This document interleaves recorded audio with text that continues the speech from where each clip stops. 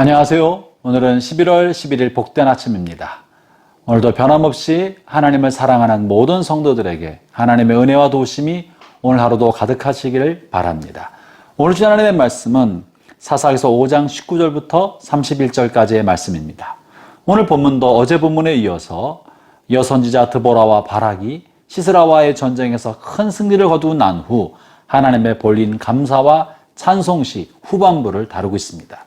특별히 오늘 본문에서는 어떻게 해서 시스라와 이 큰 전쟁에서 이기게 되었는지, 이 시도는 이 대군을 이끌고 이스라엘을 침공에 들어왔던 시스라가 왜 전쟁에 패전하게 되었는지에 관한 영적 통찰력을 다루고 있는데요. 특별히 본문에서는 멸망하게 될 무리와 또는 저주받고 마침내 심판받게 될 한 무리에 관한 이야기를 다루고 있습니다.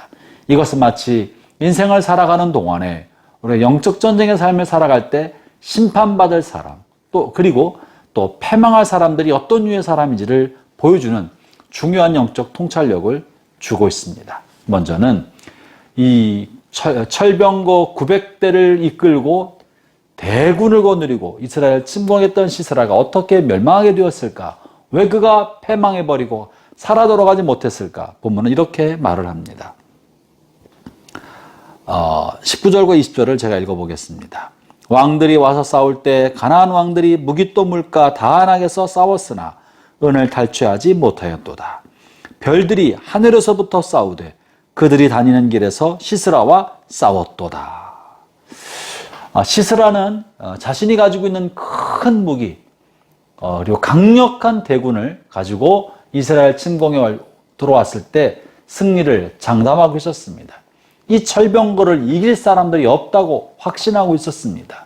그리고 쉽게 정복할 것으로 생각하고 있었는데, 그러나 시스라가 싸웠던 것은 약한 이스라엘 백성이 아니라 바로 별들과 싸웠던 것입니다.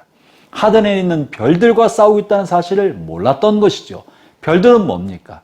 이것은 하늘의 영적 군대를 말하는 것이고 하나님의 천군 천사, 하늘의 군대를 의미하는 단어인 것입니다. 시스라는 이스라엘 약속 국가를 침공해 들어왔으나 하나님은 자신의 백성을 보호하기 위하여 하늘의 별들, 하늘의 군대를 풀어서 보호하였던 것이죠. 사랑하는 형제자매 여러분, 보이는 세상은 보이지 않는 영적 세상에 의해서 이끌림받고 지배받고 있다는 사실을 알아야 합니다. 보이는 인간의 힘과 지식과 재물과 경험과 인간의 신분과 사회적 빽이 인생의 모든 것을 결정하는 것이 결코 아닙니다. 보이는 세계 저 건너편에는 보이지 않는 하나님의 세계, 영적 세계가 있어서 하나님이 때때로 개입하시고 간섭하시는 것입니다. 하나님의 편에 서 있으면 안전하지만 하나님의 반대편에 서 있으면 대단히 위험한 것입니다. 오늘 시스라는 하나님의 반대편에 서서 하나님의 대군, 하나님의 천군 천사를 적으로 삼았기 때문에 패망하게 되었다는 사실을 보여줍니다. 형제자매 여러분, 오늘 하루 사는 동안에 혹은 여러분의 인생길에 여러분은 누구 편에 서 있습니까? 여러분의 걸어가는 길은 하나님과 동행하는 삶을 삽니까? 아니면 세상과 짝하고 세상과 동행하고 세상과 같은 방식으로 생각하고 살아갑니까?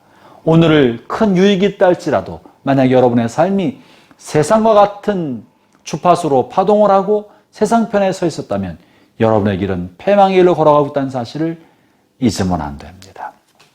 시스라가 멸망했던 것은 군대가 약해서 그런 것도 아니고 전쟁의 계획을 잘못 세워서 그런 것도 아니고 하나님을 적으로 삼고 있었기 때문에 그랬다는 사실을 잊지 않기를 바랍니다. 아울러 오늘 이 아름다운 찬송시에는 일군의 무리에 관한 저주가 실려 있는데요. 저주를 2번이나 반복할 만큼 저주받은 사람은 누구일까요? 이 저주받은 사람은 당대에는 큰 일이 없지만 그러나 후대에 가고 마침내 가서는 하나님의 심판이, 하나님의 재앙이 그들에게 임하는 대상자가 되는 것입니다. 23절 이런 표현이 있는데요. 여호와의 사자의 말씀에 메로스를 저주하라. 너희가 거듭거듭 그 주민들을 저주할 것은 그들이 와서 여호와를 돕지 아니하며 여호와 용사를 도와 치지 아니함이라 하시도다.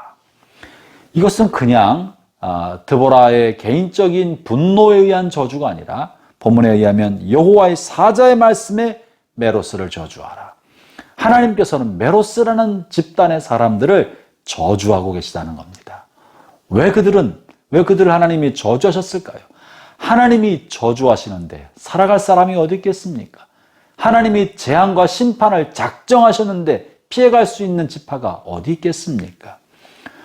이 메로스가 무엇을 했기 때문에 하나님은 그들에 관한 심판과 재앙을 작정하셨겠습니까? 본문에 있는 표현에 의하면 그들이 여호와를 돕지 않았다라고 말합니다.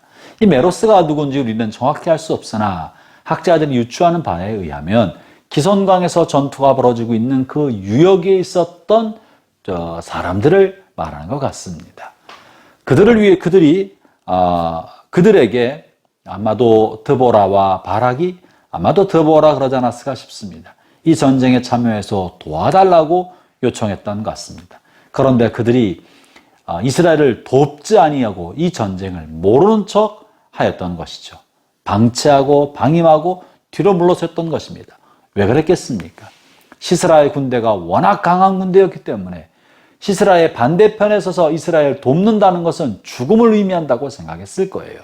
현실적인 계산으로 해보았을 때 이스라엘 편에는 승산이 없다고 여겼기 때문에 이스라엘이 도움을 요청했지만 돕지 않고 뒤로 물러섰던 것입니다. 그것에 대해서 지금 하나님께서 하나님의 사자를 통해 이렇게 말씀하시는 거예요. 거듭거듭 그 주민을 저주할 것은 그들이 와서 여호와를 돕지 아니하며, 하나님을 돕지 않았기 때문에 저주받은 것입니다. 잠시 사는 동안에는 큰 어려움이 없을지 몰라도 마침내 하나님의 심판대 앞에 섰을 때 하나님은 메로스를 심판하실 것이고 후대에 그들에게 재앙을 준비하고 계실 것입니다. 도대체 그러면 어떤 일이었겠습니까? 두 가지 의미를 생각할 수 있는데요. 하나님을 돕지 않았다. 다시 말하면 하나님의 백성 편에 서지 않았다. 하나님의 백성을 돕지 않았다는 것입니다. 하나님의 백성은 하나님을 대표하는 사람들입니다. 하나님께서 머무는 사람들입니다. 그 백성들의 그 어려움을 돕지 않고 함께하지 않고 하나님의 백성 편에 서지 않는 것은 마침내 심판의 대상이 된다는 거죠.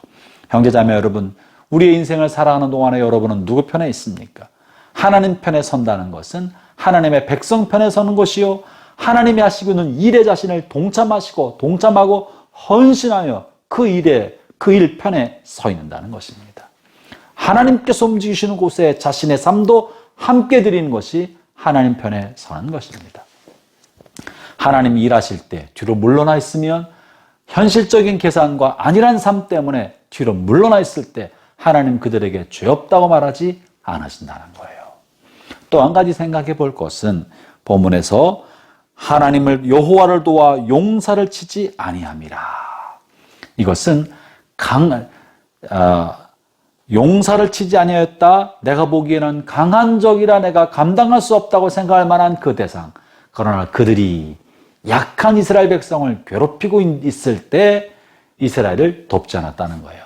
이 본문을 두 번째로 해석하면 약한 사람, 어려움을 당한 사람, 강자에 의해 괴롭힘받고 있는 약한 사람을 돕지 않는 것. 이것을 하나님은 심판하시고 그에게 죄가 없다 하지 않으시고 그 죄를 물으신다는 것입니다.